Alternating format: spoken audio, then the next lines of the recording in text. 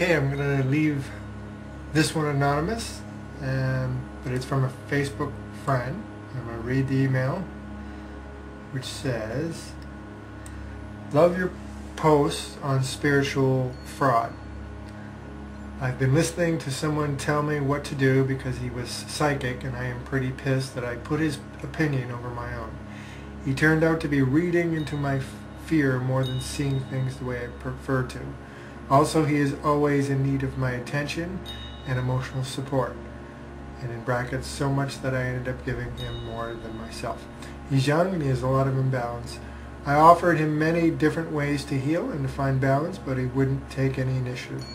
I feel it's best that we don't be friends, which I have implemented, but I am feeling so very unloving towards him. I am a stubborn one. I know that to be true. I like asking you for advice because you sound like my own guidance, sometimes the voice that says I'm insightful. Could you give me the loving, insightful perspective on how I may begin to forgive him and myself?"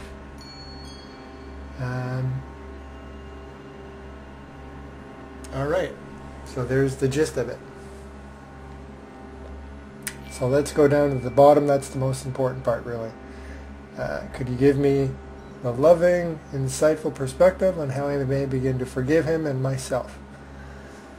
All right, so let's go somewhere with a little more light. Let's go in the hallway. This is just a quick video, so I'm all scruffy. We'll just film it in the hall. There's some light. Well, thank you, my friend. I'm sure a lot of people can relate to this. Where to begin?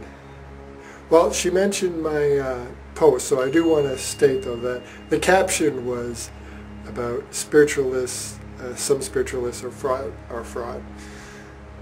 And then the rest of it was saying that that's not what I'm saying. It's that can be a common perception as we get to know people and see them online as well, etc., and have interactions.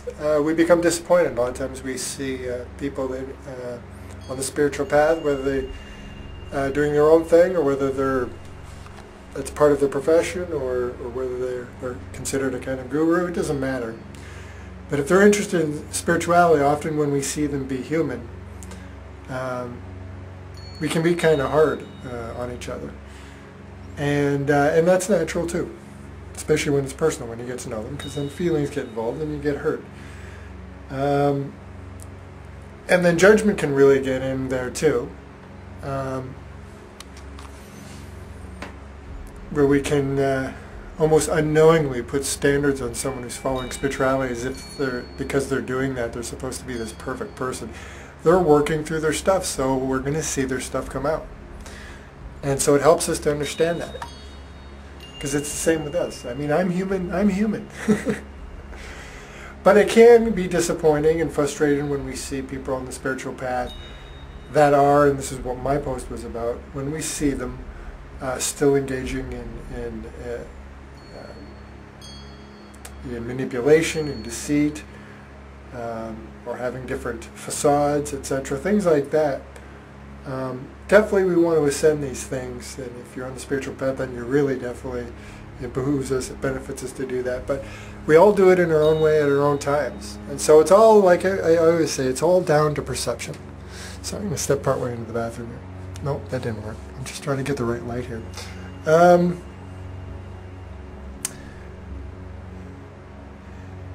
So, I feel you, and we all understand, we all feel it.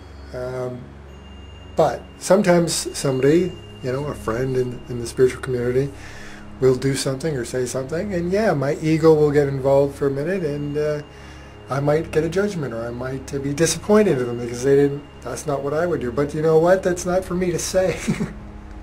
So it's best to just, try to give yourself and give others a break and realize and change your perception, because you can look at it a lot of different ways. Because to just say they're frauds or whatnot, or just to be angry at them, well, okay, that's honest. There's nothing wrong with that. That's one way to look at it. But there's other ways to look at it. We can look at it that they're human, and that they're working through their stuff, and so it's more visible. So in a sense, where instead of being frauds, in a sense, they're almost being transparent. Their characters are acting out transparently to a lot of us their flaws or their fears, the things they're trying to get over. So they're honest expressions. We can see them as that because they are. Even the person that's putting on a complete facade when they get up in the morning and some people are like this, have a facade with different situations and different people, and they're just not being real at any point during their day. It takes a rare moment to see them really open up and be real. Even if we see extremes like that, that's an honest expression. That's something a being needs to go through. You know, we can only speculate what, but there's no mistakes in this world. We all go through certain things, and so we can look at it that way as well. That in a sense, their being has loaded their plate up with things to ascend. So think of them that way. In a sense, their true being is really brave. When we see them doing, you know, say they're lying, or say they're just doing all kinds of things that just, to us, seems the complete opposite to, you know, the spiritual path, etc. You know, lying, cheating, stealing, facades, manipulation. Let's just say we're somebody doing all that stuff. Well, they've loaded their plate up. Their being has loaded their plate up with things to ascend. So kudos for them. So it helps also not to take it personally, to see them as human, and if we do get personal with them, to try to pull back. So basically, yes, you're right, I'm going to go simple on this. Go inward. Because inward is the real us. Our characters aren't. Your soul is not hurt by this person, and none of us, our true essence, is hurt because it can't be hurt. It can't be hurt. So it's just our ego. It's just our this fake transitory thing that changes, because it does. Our personalities change. We change over the years. It's not the real us. The real us is in silence. When the brain's not working, that's the one thing that doesn't change in all of this. The awareness, the perception. When you stop thinking and you're just sitting there staring, whether you're meditating or you're staring at the water or whatever is going on, but you're not actually thinking, well, you're still aware, you're still alive. So you're not your body. We know the body changes a million times over on a cellular level. Everything else changes. Everything in the world changes. That's the constant in the universe. But there's all those changing things, this constant where everything changes, and it's so complex and magical, and the variety is unbelievable, and all things in existence is shifting and moving and changing. They're also pointing, and they're all pointing at one thing. They're pointing at us. They're pointing at that stillness, at that consciousness, at that awareness, God, if you want to call it. It doesn't matter. So if we go inward, that's the one place we can center ourselves, and we can better come back out and see it in a different light. So it helps us for our own strength. It'll help you to forgive and to let it go.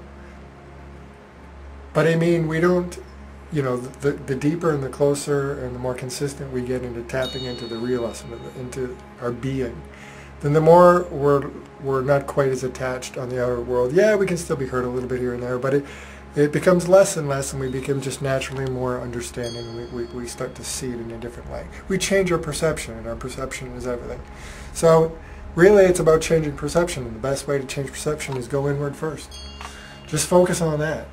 Don't focus on the problem, because there are no problems. It's all illusion. Just like whatever they're doing that hurts you is all illusion. Your feeling that you were hurt is illusion. They didn't do anything to you. They didn't. People lie to us. People lie. People do all kinds of things. But it's not the real us anyway, so they can only hurt us when we give attention to it. So the best way not to give attention to it is to get back in tune with ourselves, because really that whole drama is a back and forth expression, and it's related to the fears and things we're not feeling in our own heart, and so we're almost seeking Grandma in certain ways. We attract it. We seek things so we can ascend them. We attract people in our lives.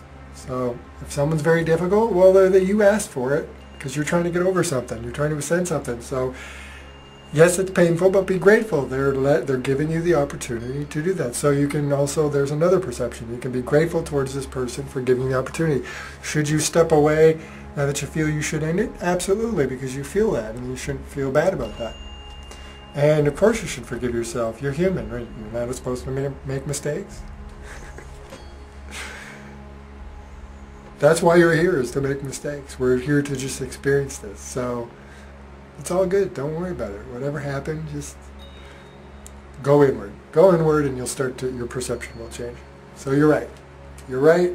You also indicated that, jokingly, that I might come up with a simplistic answer. And yeah, go inward. Go in here. Don't worry about the rest. The rest will work itself out. Just go in here. Stay in there. Marinate in yourself.